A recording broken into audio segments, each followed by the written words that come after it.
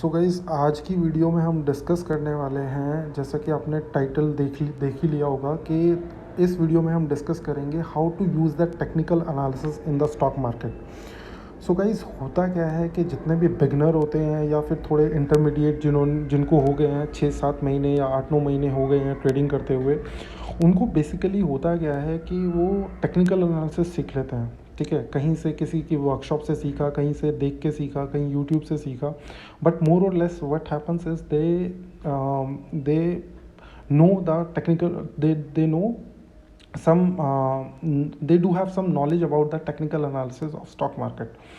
मतलब उनको candlestick analysis करना आता है और उनको चार्ट पैटर्न्स के बारे में थोड़ा बहुत पता होता है, and they know about the price action, they know about the trend lines and support and resistance as well as option chain, या फिर इन्हीं सब में से उनको कुछ ना कुछ पता होता है।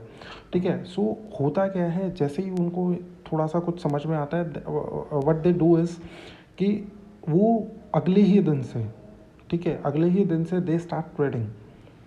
और इवेंचुअली होता क्या है कि उनका थोड़े ही दिन में अकाउंट ब्लो अप हो जाता है। मतलब होता क्या है कि वो एक दिन 1,000 रुपये कमाते हैं और जिस दिन स्टॉप लॉस उनका हिट होता है तो उनके 5-6 हज़ार का स्टॉप लॉस हिट होता है।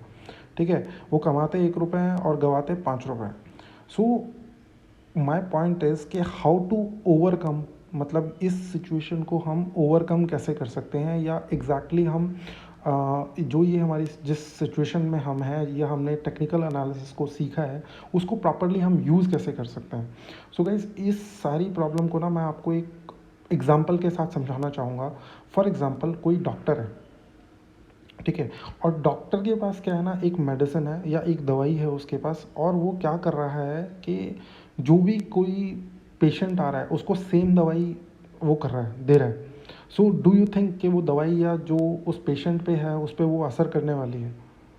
ठीक है, बिना पेशेंट को एनालाइज किए वो अगर उस पेशेंट को वो दवाई देगा तो it is not going to work. ठीक है, अब इसी एग्जांपल को आप स्टॉक मार्केट के पर्सपेक्टिव से आप समझने की कोशिश करो। होता क्या है कि हमने एक स्ट्रैटेजी तो बना ली, ठीक है, हम उसको रैंडमली किसी भी स्क्रिप्ट के साथ ट्रेड करना स्टार्ट कर देते हैं। कभी आप निफ्टी में ट्रेड कर रहे हो उससे, ठीक है, कभी आप किसी स्टॉक में ट्रेड कर रहे हो, कभी बैंक निफ्टी में ट्रेड कर रहे हो। तो होता गया है कि you don't know the movement of that particular script. हमें उस स्टॉक की मूवमेंट के बारे में तो पता ही नहीं है, ठीक है, और हम एक ही स्ट्रैटेजी हर जगह यूज़ करने की कोशिश करते हैं, और उससे होता क्या है कि इवेंचुअली अपना स्टॉप लॉस, हमें मैक्सिमम मेजॉरिटी ऑफ टाइम हमारा स्टॉप लॉस हिट हो जाता है। ठीक है, तो आपको करना क्या है ना गाइस, इससे ओवरकम करने के लिए आपको सिंपली एक काम करना है।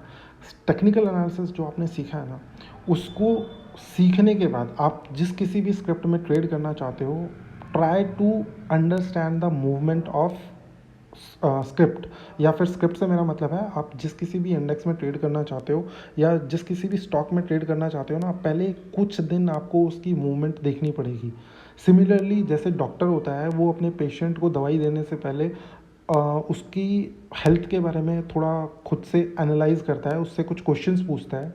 ठीक है, उसकी इम्यूनिटी क्या है, उसकी क्या डेली हैबिट्स हैं, क्या भी जो भी है, जो भी जिस टाइप का भी एनालिसिस उसको करना होता है, उसके हिसाब से वो एक मेडिसिन प्रिपेयर करता है या उसको उनकी प्रॉब्लम के हिसाब से मेडिसिन देता है। तो सिमिलर वे में आपको भी स्टॉक की मूवमेंट के हिसाब से आपको टेक्निकल एनालिसिस यूज़ करना है। फॉर एग्जांपल, अगर मैं निफ्टी में ट्रेड कर रहा हूँ, ठीक है, मुझे पता है कि निफ्टी सपोर्ट पे आके, ठीक है, वो कैसे रिएक्ट करता है, और ये सब चीज़ें आपको तब समझ में आएंगी गाइज जब आप चीज़ों को पहले उसको ऑब्जर्वेशन आप अपने टेक्निकल एनालिसिस में थोड़ा सा इंक्लूड करोगे।